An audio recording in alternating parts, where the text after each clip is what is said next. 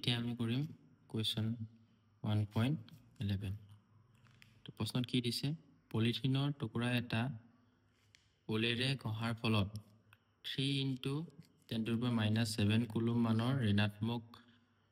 আধান এটাৰ সৃষ্টি হয় তো ধৰি লোৱা হ'ল এটা আমাৰ কি পলিথিন আৰু এটো হ'ল আমাৰ উল যেতিয়া আমি কি কৰিম পলিথিন টুকুৰাটো ওলেৰে কি কৰিম এনে ঘঁহিম তো তাত হয় কি পলিথিন টুকুৰাত আমাৰ কি হ'ব ঋণাত্মক আধান আহিব আৰু তাৰ মান কিমান বুলি কৈছে 3 × 10⁻⁷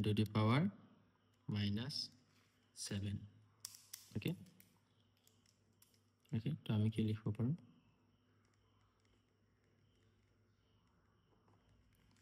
আমাৰ চাৰ্জৰ মান দিছে আধানৰ মান দিছে কিমান 3 × 10⁻⁷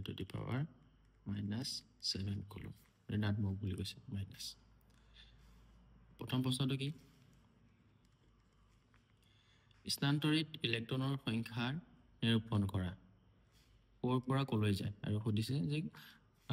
পলিথিনৰ পৰা ওললৈ গৈছে নে ওলৰ পৰা পলিথিনলৈ আমাৰ ইলেক্ট্ৰনবিলাক ট্ৰান্সফাৰ হৈছে এইটো আমাক উলিয়াব লাগে ওকে তো এই প্ৰশ্নটো কৰিবলৈ কাৰণে আমি আধানৰ কোৱান্টাম ধৰ্মটো জানিব লাগিব হয়নে নহয় তো কোৱান্টাম ধৰ্মটো কি আছিলে আমাৰ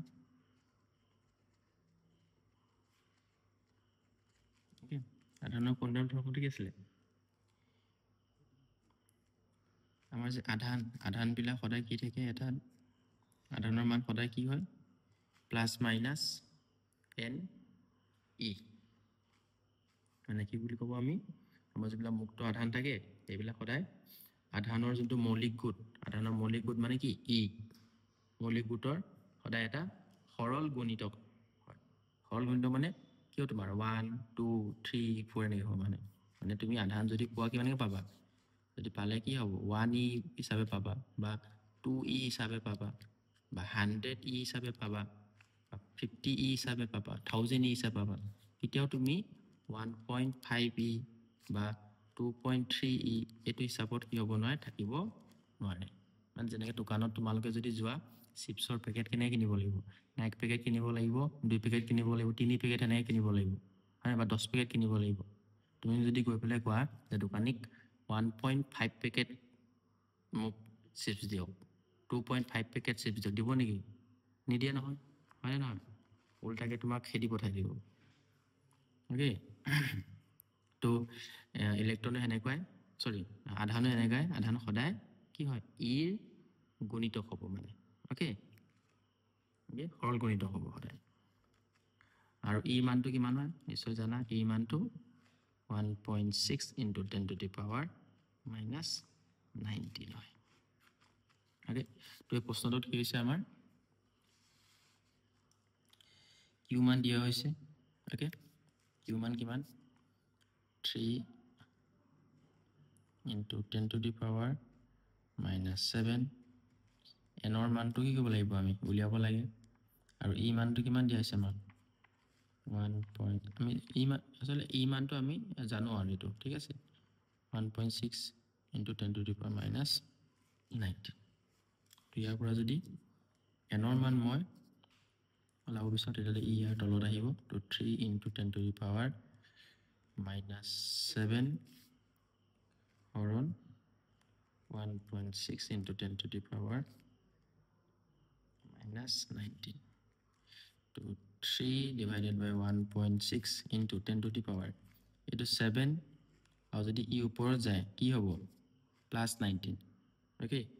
তো -7 + 19 কিমান আহিব +12 আহি যাব ওকে তো 3 / 1.6 কৰা যদি এইটো অলমষ্ট 1.875 আহে তো 0.87 আমি লিখিব পাৰোঁ 5 লিখিলেও লিখিব পাৰা ইনটু 10⁻⁴ কি হয় 12 ওকে তো আজি হেতু তো এনৰ মানটো আমি কি লিখি পালো এতিয়া 1.875 × 10⁻12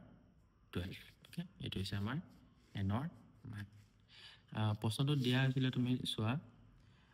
ক'ৰ পৰা ক'লৈ গৈছে ওকে তো এই প্ৰশ্নটো যদি চোৱা তুমি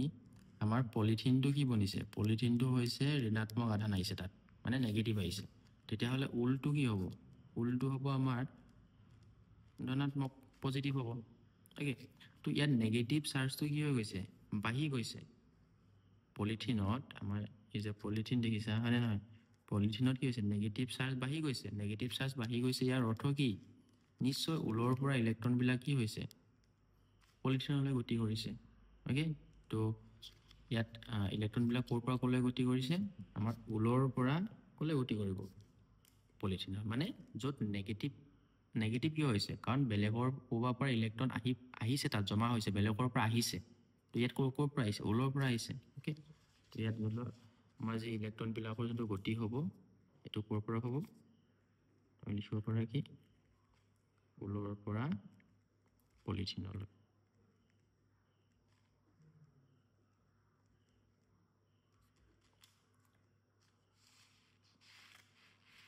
কি বুলি লিখিব পাৰোঁ উলৰ পৰা পলিথিনলৈ ছেকেণ্ডটো বি প্ৰশ্ন কি দিছে উলৰ পৰা পলিথিনলৈ ভৰৰ স্থানান্তৰণ হৈছেনে ইয়াত যদি চোৱা ছেকেণ্ড প্ৰশ্নটোতে আমাৰ উত্তৰটো দিয়ে থৈছে একচুৱেলি অ'কে তো ইয়াত সুধিছে কি উলৰ পৰা পলিথিনলৈ ভৰৰ স্থানান্তৰিত হৈছেনে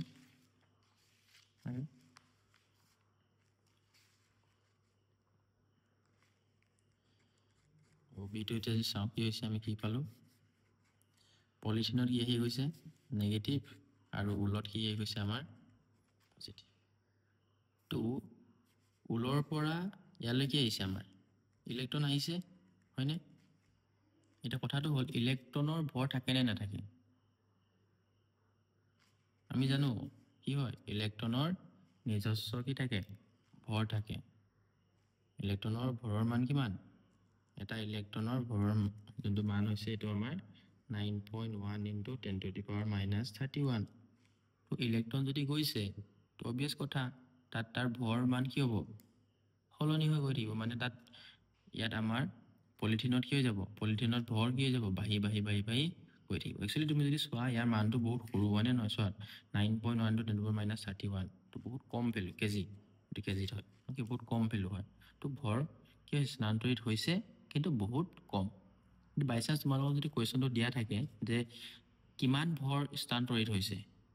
তো সেইটো ওলাবলগীয়া হ'ব পাৰে তো যদি এটা ইলেক্ট্ৰনৰ ভৰ কিমান 9.1 into 10 to the power -31 KG total আমাৰ ইলেক্ট্ৰন কিমানটা গৈছে আমি অলৰেডি ওলাইছোঁ নহয় টোটেল আমাৰ কিমানটা ইলেক্ট্ৰন গৈছে 1.875 ইনটু 10 টু দি পাৱাৰ 12 ইমানটা ইলেক্ট্ৰন ট্ৰান্সফাৰ হৈছে তেতিয়াহ'লে মুঠ ভৰৰ